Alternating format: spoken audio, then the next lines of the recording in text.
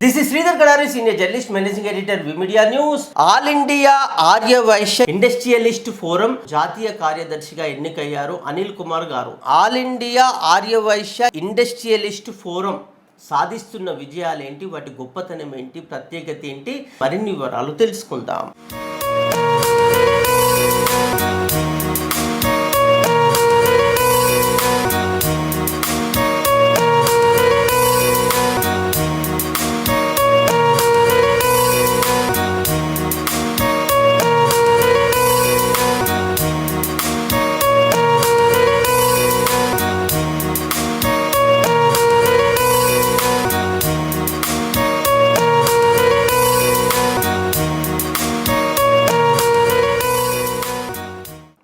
All India Aryavaishya industrialist forum ఇది 1999లో KCK Arya Gupta గారు స్టార్ట్ చేశారు.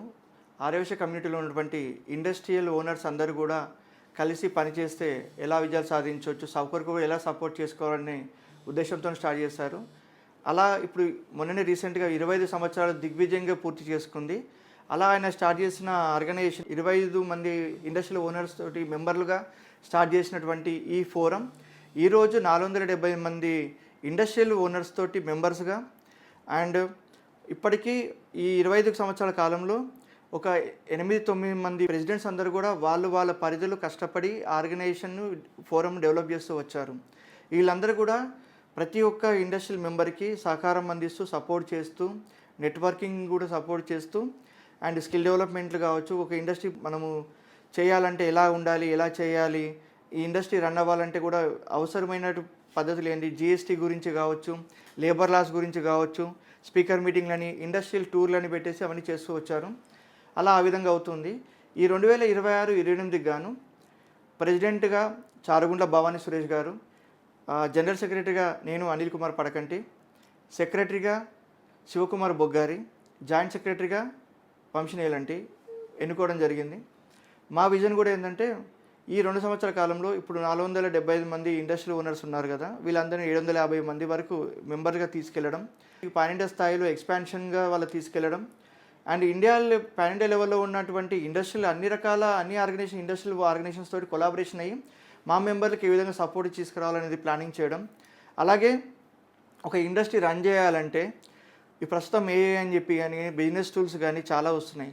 అలాంటి బిజినెస్ టూల్స్ తోటి ఏఏ తోటి ఒక మ్యానుఫ్యాక్చరింగ్ ఎలాగా మనము తక్కువ ఖర్చులో ఎక్కువ మ్యానుఫ్యాక్చరింగ్ ఎలా చేయవచ్చు, ఎలాంటి మిషనరీగా చేసుకురావచ్చు, చేసిన ఉత్పత్తులను ఎలా మార్కెటింగ్ తక్కువ ఖర్చుతో ఎలా మార్కెటింగ్ చేసుకోవచ్చు, ఎక్కువ లాభాలు విధించడం చేసుకోవచ్చు, ఇండియాలో మా మెంబర్లు తయారు చేసే ప్రోడక్ట్ని జాతీయ స్థాయిలో మార్కెటింగ్ ఎలా చేయొచ్చు అండ్ అలాగే దేశ విదేశాలకు ఎక్స్పోర్ట్ ఎలా చేయొచ్చు అనే విధాలపైన మేము ఆ విధంగా విజన్ తోటి అలాగే ఉమెన్ ఇండస్ట్రియల్ ఓనర్స్ వాళ్ళకు కూడా కొన్ని కొత్తగా మేము ఆల్రెడీ తీసుకొచ్చారు, వాళ్ళకు కూడా సపోర్ట్ చేస్తూ వాళ్ళకు కూడా కొన్ని కార్యక్రమాలు రూపొందించడం జరిగింది.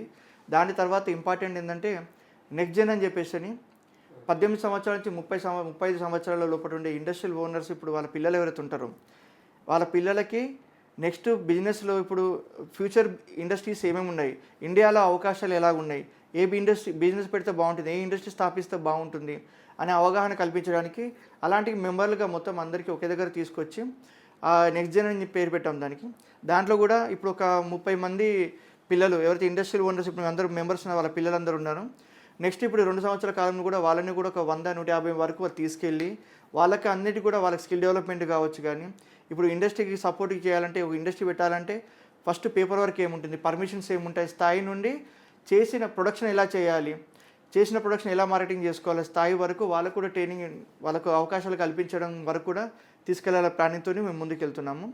ఈ సందర్భంగా నాకు అవకాశం ఇచ్చినటువంటి మా ప్రెసిడెంట్ చారుగుండ్ల భవానీ సురేష్ గారికి ధన్యవాదములు ఈ అవకాశం ఇచ్చినందుకు. అలాగే పాస్ట్ ప్రెసిడెంట్స్ అందరూ కూడా ఎవరైతే ఉన్నారో ప్రతి ఒక్కరు కూడా మీ సహాయ సహకారాలు మీరు చేసిన కృషి వల్లే ఇవాళ ఫోరం అనేది ఇంత స్థాయికి వచ్చింది.